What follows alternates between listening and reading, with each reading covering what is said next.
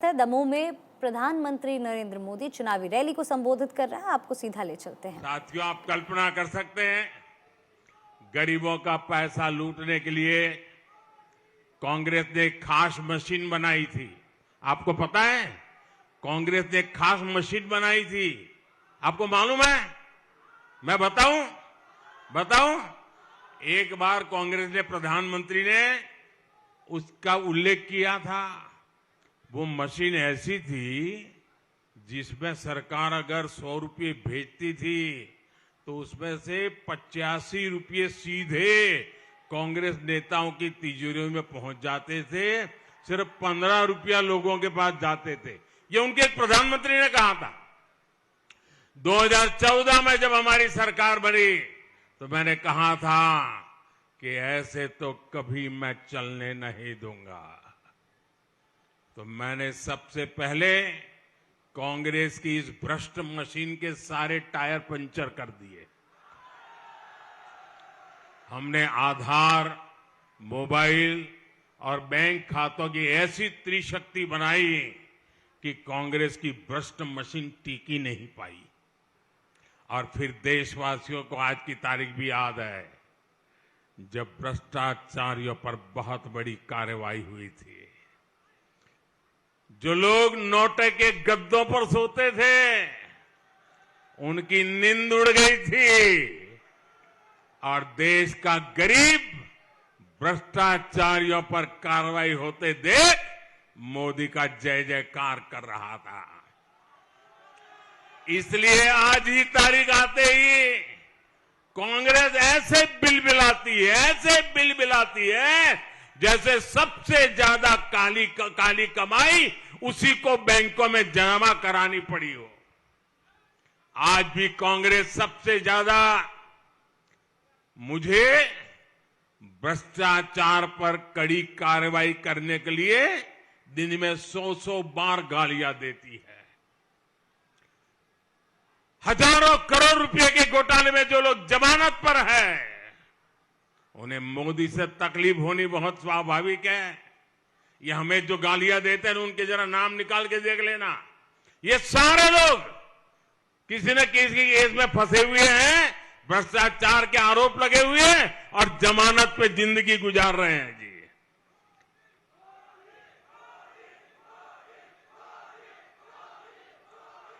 लेकिन ये लोग चाहे जो मुझे कितनी ही गालियां दे, भ्रष्टाचारियों पर कार्रवाई नहीं रुकेगी। मुझे जरा आप बताइए, दमोह के मेरे भाइयों बहनों, इतनी तादाद में आप आए हैं, ज्यादा लोग धूप में तप रहे हैं, लेकिन मुझे प्यार से सच्चा बता दीजिए, क्या मुझे भ्रष्टाचारियों के खिलाफ कार्रवाई करनी चाहिए? भ्रष्टाचारियों को जेल भेजना चाहिए? भ्रष्टाचारियों ने जो लूटा है वो देश को वापस मिलना चाहिए? जो लूटा है वो लौटाना पड़ेगा कि नहीं पड़ेगा? ये आपके आशीर्वाद है ना? मुझे यही आशीर्वाद मेरी ताकत है। मैं भ्रष्टाचार के खिलाफ लड़ाई लड़ने के लिए ही आपने मुझे इस सेवा के लिए जन्म दिया है। साथियों, आज मजाल है कि केंद्र सरकार गरीबों के लिए पैसा भेजे और कोई पंजा बीच में से उसको लूट जाए। वो जमाना चला गया। इसी साल मध्य प्रदेश के लोगों को केंद्र सरकार ने हजारों करोड़ रुपए सीधे उनके बैंक खातों में भेजे हैं। इसमें से एक भी पैसा कोई पंजा लूट नहीं पाया है। जानते हैं क्यों? क्योंकि वो यहां सरकार में नहीं है। अगर गलती से भी कांग्रेस मध्य प्रदेश सरकार में आ गई तो हर काम में 85% कमीशन तय है। ये उनके एक प्रधानमंत्री 85% तय करके गए। फिर न यहां विकास होगा और न ही कोई काम होगा। कांग्रेस फिर से मध्य प्रदेश को बीमारू राज्य बना देगी। इसलिए मध्य प्रदेश के लोगों को, विशेषकर आज की युवा पीढ़ी को कांग्रेस से बहुत सावधान रहना है। मेरे परिवारजनों, भाजपा सरकार की सर्वोच्च प्राथमिकता गरीब का विकास है, गरीब का कल्याण है। हम बहुत नेक नियत से आपके जीवन की हर परेशानी दूर करने का प्रयास कर रहे हैं। गरीब से गरीब परिवार के पास अपना पक्का घर हो, इसलिए हमने 4 करोड़ से ज्यादा पक्के घर बनाकर गरीबों को दिए हैं। आप जरा बताएंगे कितने घर? जरा इधर से आवाज आएगी, कितने घर बना के दिए? गरीबों को कितने घर दिए? माताएं बहनें जरा बताइए, कितने घर दिए? कितने घर दिए? राम मंदिर बनाया, ये तो याद है। 4 करोड़ गरीबों के घर बनाए, ये भी याद रखिए। पहले करोड़ों देशवासी खुले में शौच के लिए मजबूर थे, इसलिए हमने शौचालय की इज्जतघर की सुविधा दी। पहले देश के करीब 2.5 करोड़ से ज्यादा घरों में लोग बिना बिजली के अंधेरे में रह रहे थे। भाजपा सरकार ने ऐसे 2.5 करोड़ परिवारों को मुफ्त में बिजली कनेक्शन दिया। हमारे देश के गरीब परिवार की माताओं बहनों के जीवन में तो सिर्फ धुआं ही धुआं था। हमने उन्हें मुफ्त गैस कनेक्शन दिया। महंगे इलाज के कारण गरीब और गरीब हो रहा था, इसलिए भाजपा ने गरीबों को 5 लाख तक के मुफ्त इलाज की सुविधा दी। जब कोरोना इतना बड़ा संकट आया तो ये हमारी सरकार है जिसने हर गरीब को मुफ्त वैक्सीन लगवाई। वो वैक्सीन विदेश में लोगों को कई 100 रुपये से भी लग नहीं पाती थी। वो काम आपके बेटे ने मुफ्त में वैक्सीन लगा करके किया। आप मुझे बताइए, आप लोगों का वैक्सीन लगा था कि नहीं लगा था? जरा हाथ ऊपर करके बताइए, लगा था कि नहीं लगा था? क्या आपको 1 रुपया देना पड़ा था? क्या कोई पैसा देना पड़ा था? क्या या आपका बेटा आपकी जिंदगी बचाने के लिए दिन रात मेहनत करता था कि नहीं करता था? साथियों, ये मोदी है जो अपने 80 करोड़ देशवासियों को मुफ्त राशन देने की गारंटी दे रहा है। कितना बड़ा संकट का वो काल था। दुनिया भर के लोग परेशान थे, मौत मंडरा रही थी, कोरोना ने डरा कर रखा था, घर से काम पर जाना भी मुश्किल था। अरे बेटा भी मां के कमरे में जाने से डरता था, कहीं कोरोना मां को न लग जाए, बेटा भी चिंतित रहता था। वो दिन थे, तब आपका बेटा दिल्ली में बैठे बैठे दिन रात आपकी चिंता करता था। और इसलिए मैंने तय किया था, संकट कितना भी भयंकर क्यों ना आ जाए, मैं गरीब के घर का चूल्हा बुझने नहीं दूंगा। मैं किसी गरीब मां का बच्चा भूखा सोने नहीं दूंगा। मैं किसी के घर में भूख की आवाज सुनाई दे, वो दिन हिंदुस्तान में आने नहीं दूंगा। और इसलिए 80 करोड़ लोगों को अन्न मुफ्त में देने का काम शुरू किया। भाइयों बहनों, ये योजना दिसंबर में पूरी हो रही है। अब बताइए मुझे, इस योजना को आगे चलाना चाहिए कि नहीं चलाना चाहिए? ये गरीबों को मुफ्त अनाज देना चाहिए कि नहीं देना चाहिए? ये दिसंबर के बाद में मिलते रहना चाहिए कि नहीं मिलते रहना चाहिए? इससे गरीब को मदद मिलती है कि नहीं मिलती है? भाइयों बहनों, मैंने निश्चय किया कि मैं इन 80 करोड़ लोगों को अब आने वाले 5 साल के लिए इस योजना को आगे बढ़ाने का मेरा निश्चय है। बताइए, मैंने सही किया कि गलत किया? सही किया कि गलत किया? मुझे निश्चय अच्छा करना चाहिए कि नहीं करना चाहिए? आपने मुझे अच्छा संकल्प करने के लिए बिठाया है ना, तो करना चाहिए ना।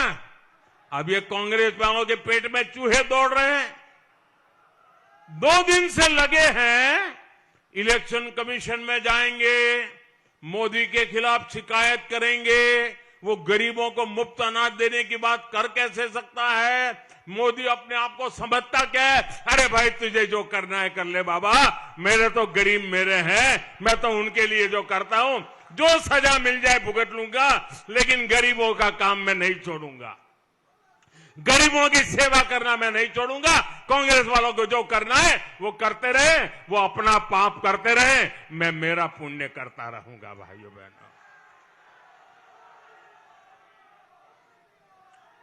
मेरे परिवारजनों, भाजपा का प्रयास सिर्फ सुविधाएं जुटाने का सीमित नहीं है।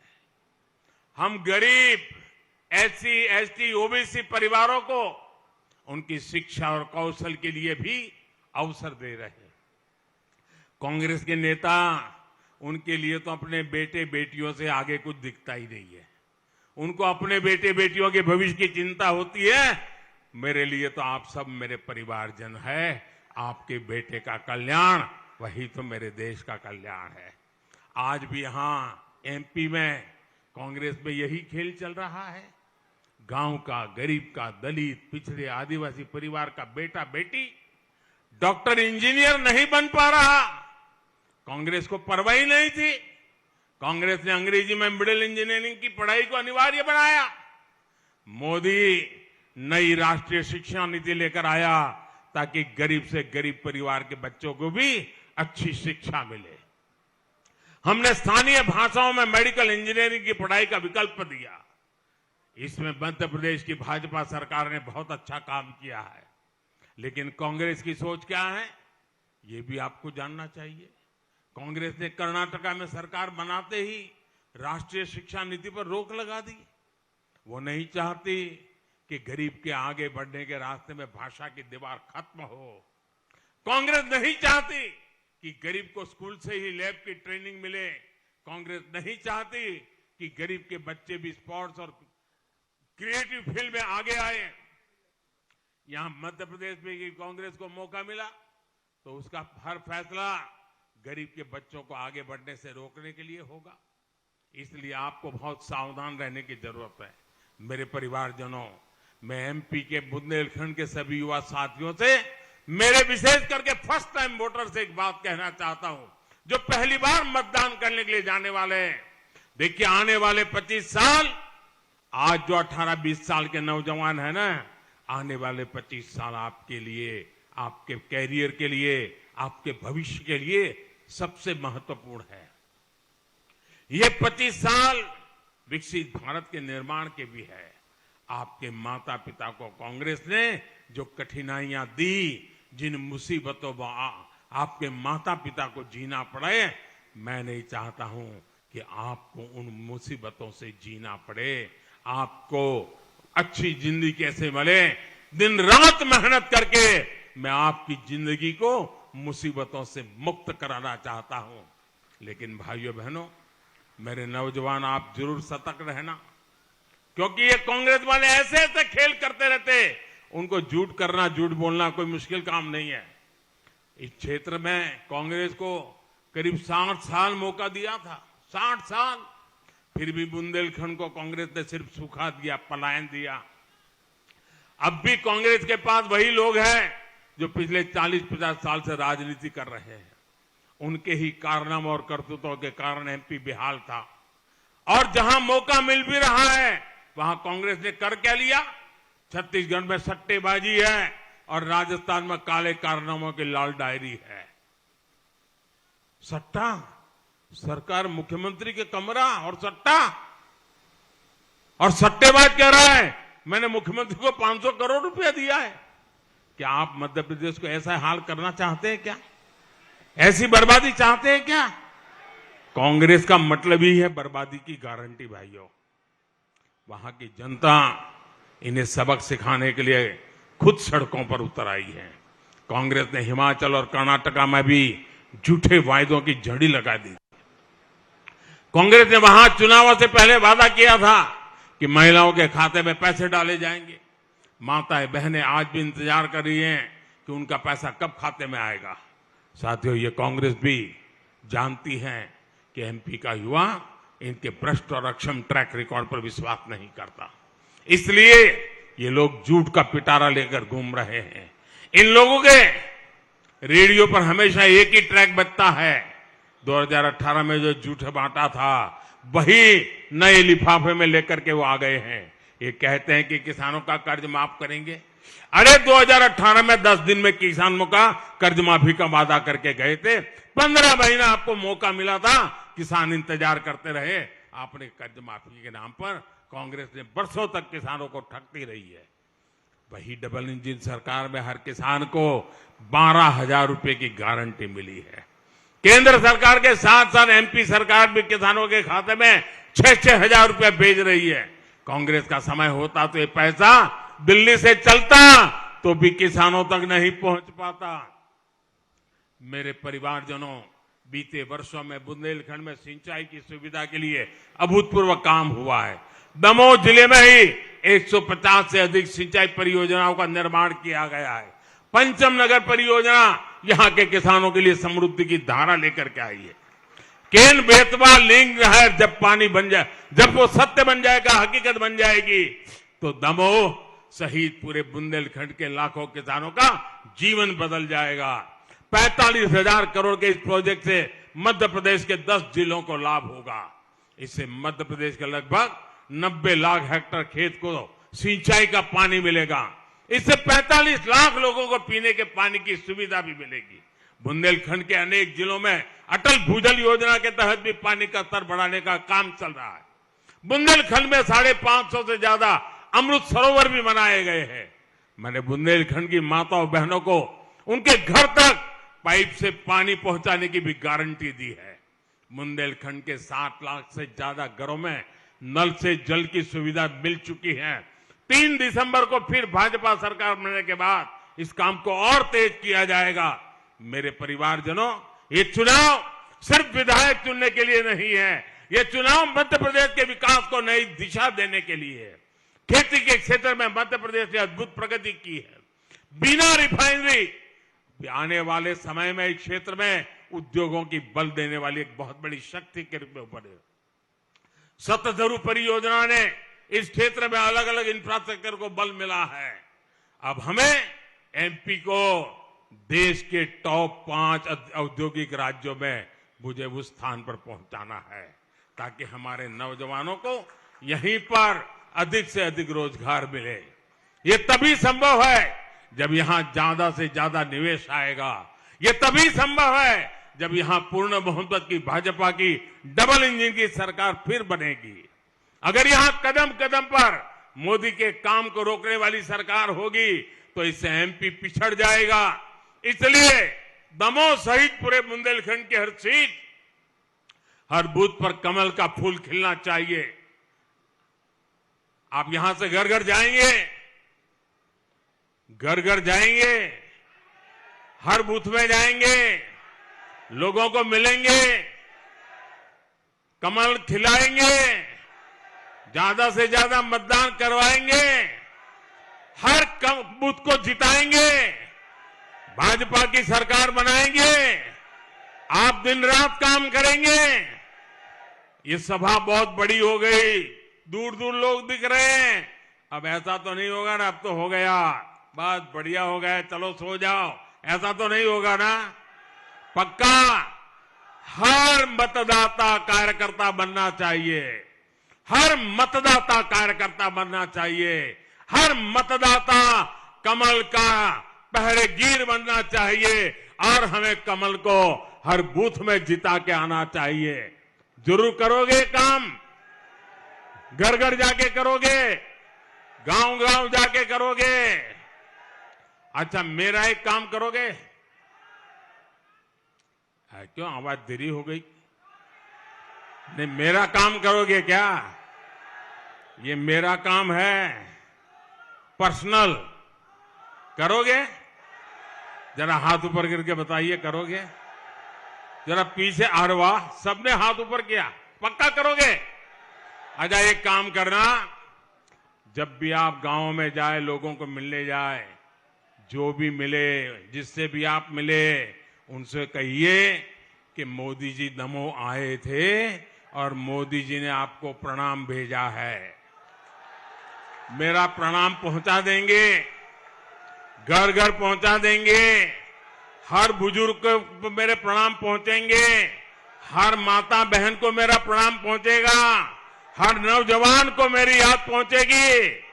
मेरे साथियों, जब उनको मेरा प्रणाम पहुंचता है ना, तो मन से वो मुझे आशीर्वाद देते हैं और उनके आशीर्वाद मेरी इतनी बड़ी ताकत होती है कि मुझे देश के लिए 24 घंटे काम करने की हिम्मत आ जाती है। इसलिए हर परिवार को मेरा प्रणाम पहुंचा देना। मेरे साथ बोलिए, भारत माता की, भारत माता की, भारत माता की।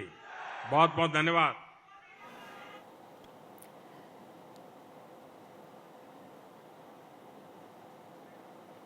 तो देखिए, आप सुन रहे थे प्रधानमंत्री नरेंद्र मोदी को। बता दें कि एमपी में दिग्गजों का जमावड़ा लगा हुआ है। प्रधानमंत्री नरेंद्र मोदी ने अभी दमोह में चुनावी रैली को संबोधित किया। उसके बाद आपको बता दें कि गुना और मुरैना में भी वो संबोधित करेंगे जनसभा को।